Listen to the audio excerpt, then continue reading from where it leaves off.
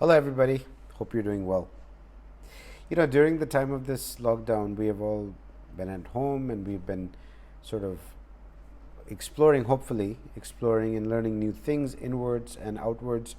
I have spent a lot of time on YouTube. I've started um, a new column, which it's a spiritual column in the Daily Guardian newspaper. And in the process of researching my articles, you get ideas and then you incorporate them. So I wanted to share with you today some of the things that one can do to enhance their own creativity. So the number one thing on the list is reading. Whether you're a writer or especially, and right now I'm talking specifically for writing. Of course, reading can help you in any creative endeavor, but if you want to be a good writer, reading is a prerequisite. And reading not only the things that you are typically interested in, sometimes it's helpful to push yourself, push the envelope a little bit, meaning read books or articles or blogs by people who are very different from you. All right, so people who could be from different parts of the world, different races, different religions, different ethnicities, all that stuff, because that just gives you a broader horizon. It helps you to open your eyes towards other ideas, other philosophies, other ideologies, things like that. I think that is one of the things that our world today is suffering a lot from, because our media today, whether it's social media or news media or whatever it is, has become extremely selective, right? So you have the option of selecting only the things that you are interested in, which is good in some ways, but also it, I feel, is also has its negatives, because you're not getting the full picture. You're only seeing things from your particular perspective, where I think both, all the parties involved and no exceptions, everyone will benefit by looking at the other person's point of view, or at least listening to it, at least thinking about it, at least questioning why do these people have this point of view. So anyways, again, I digress a bit. So one is reading. Reading is a great way of building your own creativity. Then second is going for walks, going just exercising, going for walks, spending time with nature, and preferably on your own without company. Go for a short 10-minute, 15-minute, half an hour walk alone if you can. Otherwise, if you can't, then you know try not to have too much of discussion all the time. And even if you do, sometimes it's helpful to keep a little notebook next to you with a pen, or just use a voice memo on your phone. But it's important to record your idea, because ideas can be great, but they can be very short lived if they are not recorded, and they can be quickly forgotten. And that is something that's important. You need to record your ideas somewhere. You can use your voice memo of your phones, or you can just write down the idea in a notebook. So walking is great. It's good for your for the whole system. It's a great exercise, and it's a great exercise not only for your body, but I believe for your mind and for your soul as well, because it sort of reconnects you with your surroundings, with nature. Getting a good sleep is important, because when the mind and the brain is not properly relaxed and rested, sometimes that causes anxiety or stress in some way, and that is not good for creativity. So getting a good night's sleep is very important. I would recommend at least 8 hours of sleep every night. Then, doing things that you like to do, for example, or trying different things which are also creative. So, like for example, I am a writer primarily, as in, like, I've written books and I write blogs, I write articles. Recently, back in the month of November, I also started painting, and I felt, now that was something that I'd never done before, and I felt that that creative process also my writing, because it gave me a different avenue of creativity, which really made me feel happy, and that reduced stress, that reduced my anxiety in about whatever, because we all have stresses in life, right? So when you do things that you enjoy doing, creative things, it actually helps you be more creative, because it reduces stress and anxiety. All right, and just like talking to others, I think YouTube is a great way to increase your creativity. Watch YouTube, but again, you have to be careful, because we live in a world where there's a lot of temptations. Like if you're on your computer, you can watch YouTube, you can get on social media, you can be on your phone and just be on social media, you can be on your iPad playing video games, you can watch Netflix or what have you.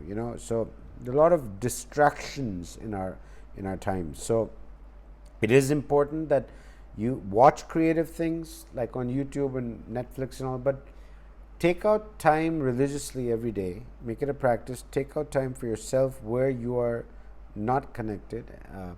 If you're watching a nice YouTube video and you like an idea, write it down somewhere, make a voice memo, and then develop that idea when you're not online.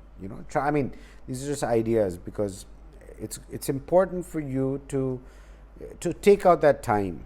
Basically, it's about taking out that time without distraction, because making a YouTube video or writing or doing anything requires its share of attention, and it deserves its share of attention. So that is another thing. Cooking, I feel, is a great way to enhance your creativity, because you have the basic ingredients, and then you add your own flavor, your own signature to those ingredients. And it's not only about which ingredients you use, it's also the way you use them, the process that you follow while cooking. For example, in Indian food, we use a lot of masalas and kata masala, like like onions and tomatoes and cloves and garlic and ginger and all that stuff, green chilies.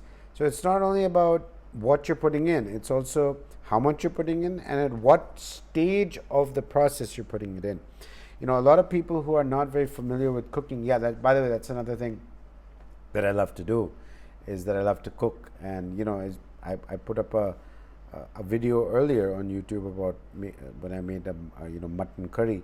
So I consider myself to be a good cook, and I cannot tell you how important it is to understand that it's not only about the ingredients, it's also the stage at which you put what ingredient, because that will change the flavor.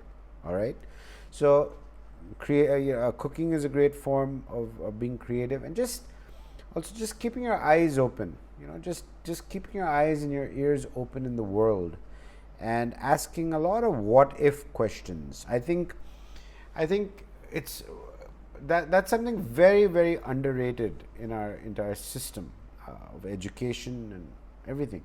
The simple question of what if is so important for the future of the human race, because the great creative people would not have made anything if they're not asked what if, right? So you need to ask questions like, what if this happens, or what if that happens, and then think, how could, what sort of world would it be if this happened or that happened. Also pay a lot of attention to the point of time. Two things. One is it's called the hypnagogic state, which is just before you fall asleep, when you're closing your eyes, and there's that moment, when you're not fully conscious and you're not asleep yet. It's in between. That's called the hypnagogic state. Lots and lots of great scientists, inventors, musicians, artists, etc., great names like Beethoven and Isaac Newton, and all kinds of famous people. They say that they actually got a lot of ideas that came to them either in their dreams or during this hypnagogic state. So ideas are not always our own. They're coming there. I believe that they're beings in the spirit world, in the higher dimensions. Maybe it's our own higher self, or it's other beings who give us these ideas. They give us these ideas because they want Earth to be a better place. Okay. Also, there are certain activities we do, like for example, when you're driving a car, at times you go into this sort of a autopilot mode, where you are there, you're driving, you're conscious of what's happening, but your mind is just like at a different, slightly a different level. And in that level, you're not really thinking, you're just sort of open to ideas. And that's where many times I get ideas, like, ideas come in these states. Like, it could be in that autopilot mode while you're driving. It could also be, in the shower. I get a lot of ideas in the shower.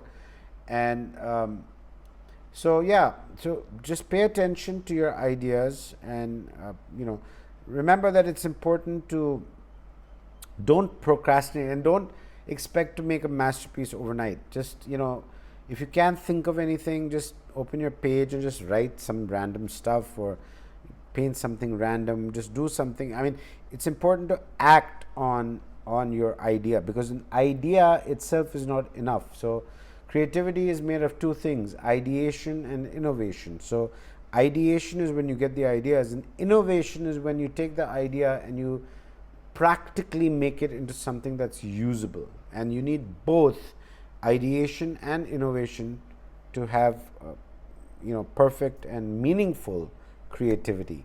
And don't forget, everything that you see around you, whether it's a phone, or it's a computer, or it's your watch, or it's your shoes, or whatever, anything, your clothes, everything is the product of somebody's idea that they executed through innovation to make it real.